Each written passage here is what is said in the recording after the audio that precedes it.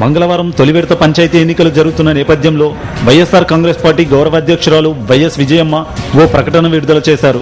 4 ఏళ్ల క్రితం మీరు మీ కుటుంబం ఎలా ఉన్నారు, ఈ రోజున ఎలా ఉన్నారు? ఈ ప్రశ్నకు రాష్ట్రంలో ఎవరిని అడిగినా సమాధానం చెబుతారు. 4 ఏళ్లుగా వ్యవసాయం దెబ్బతిన్నది. రాష్ట్ర ప్రభుత్వం పల్లెలను పూర్తిగా మరిచిపోయింది. పంచాయతీ ఎన్నికలు ఎన్నడూ నిర్వహించాల్సి ఉన్నా ఈ ప్రభుత్వానికి ధైర్యం లేకపోయిందని మండిపడ్డారు. గతంలో నోడల్ ఆఫీసర్లను పెట్టి పంచాయతీలు వాటి అధికారాలను నాశనం చేసిన చరిత్ర టీడీపీ అధినేత చంద్రబాబుదేనని విజయమ్మ నిప్పులు చెరిగారు. ₹2 కిలో బియ్యాన్ని ₹5.25 పెంచడంతో పాటు నీటి ప్రాజెక్టులు కడితే ఖర్చు ఎక్కువ, రాబడి తక్కువ అని చెప్పిన చరిత్ర చంద్రబాబుకు మాత్రమే ఉందన్నారు. రోడ్డు వేసుకోవాలన్నా, తరగతి గదులు మరమ్మత్తు చేసుకోవాలన్నా అది ప్రభుత్వం పని కాదని, ప్రజలే ఆ పనులు సొంతంగా చేసుకోవాలని చంద్రబాబు చెప్పారని గుర్తు చేశారు. ప్రభుత్వ ఆసుపత్రిలో యూజర్ ఛార్జీలు అంటూ పేదల నుంచి డబ్బులు పిండిన వ్యక్తి చంద్రబాబు అని పేర్కొన్న ఆమె అలాంటి వ్యక్తి ఈ రోజు గ్రామాలకు ఏదో చేశానంటూ గొప్పలు చెప్పుకుంటారని మండిపడ్డారు. చంద్రబాబు పాలనలో పరిస్థితులే గత 4 ఏళ్లలో పునరావృతమయ్యాయని విజయమ్మ ఆవేదన వ్యక్తం చేశారు.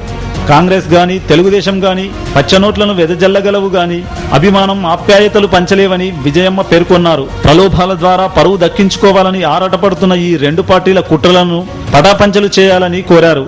ఎన్నికల క్షేత్రంలో వైఎస్ఆర్సీపీతో తలపడలేక జననేతపై తప్పుడు కేసులు పెట్టి అరెస్టు చేయించిన వారిని తిరస్కరించాలని విజ్ఞప్తి చేశారు.